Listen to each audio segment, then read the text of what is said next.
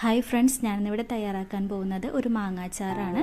ചീനിച്ചട്ടി ചൂടായതിന് ശേഷം അതിലേക്ക് ആവശ്യമായ എണ്ണ ഒഴിച്ചു കൊടുക്കണം. ഇനി നമുക്ക് എണ്ണ ചൂടായതിന് ശേഷം ചെറുതായി അരിഞ്ഞു വെച്ചിരിക്കുന്ന ഇഞ്ചി, വെളുത്തുള്ളി, പച്ചമുളക് എന്നിവ കൂടി ചേർത്ത് കൊടുക്കാം. അവ മൂത്ത് വന്നതിന് ശേഷം 3 ടേബിൾ സ്പൂൺ മുളക് പൊടി, 1 സ്പൂൺ മഞ്ഞൾപ്പൊടി കൂടി ചേർത്ത് ഇളക്കി യോജിപ്പിച്ചെടുക്കണം.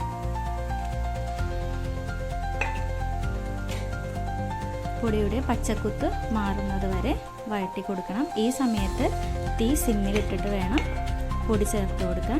അടുത്തതായിട്ട് നമുക്ക് ചേർത്ത് കൊടുക്കേണ്ടത് 1/2 സ്പൂൺ കടുക്, 1/2 സ്പൂൺ ഉലുവ എന്നിവ നന്നായി ചട്ടിയിലിട്ട് ചൂടാക്കി പൊടിച്ചെടുത്തതാണ്. അതും കൂടി നമുക്ക് ഇതിലേക്ക് ചേർത്ത് കൊടുക്കാം.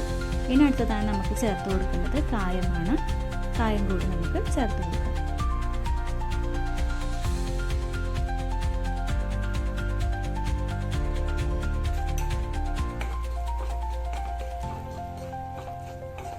അടുത്തായിട്ട് നമുക്ക് ചേർത്ത് കൊടുക്കുന്നത് ഉപ്പാണ്.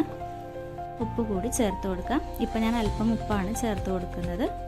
ഓൾറെഡി ഞാൻ മാങ്ങ ചെറുതായി അരിഞ്ഞതിന് ശേഷം ഉപ്പ് പുരട്ടി ഇപ്പോൾ ഒരു അരമണിക്കൂർ വെച്ചിട്ടുണ്ട്.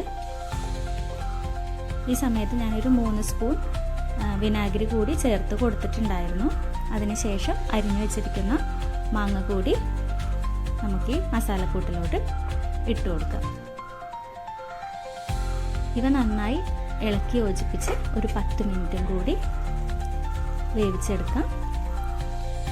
നമ്മുടെ സ്വാദിഷ്ടമായ അച്ചാർ ഇവിടെ തയ്യാറായിട്ടുണ്ട്. എല്ലാവരും ട്രൈ ചെയ്ത് നോക്കുക.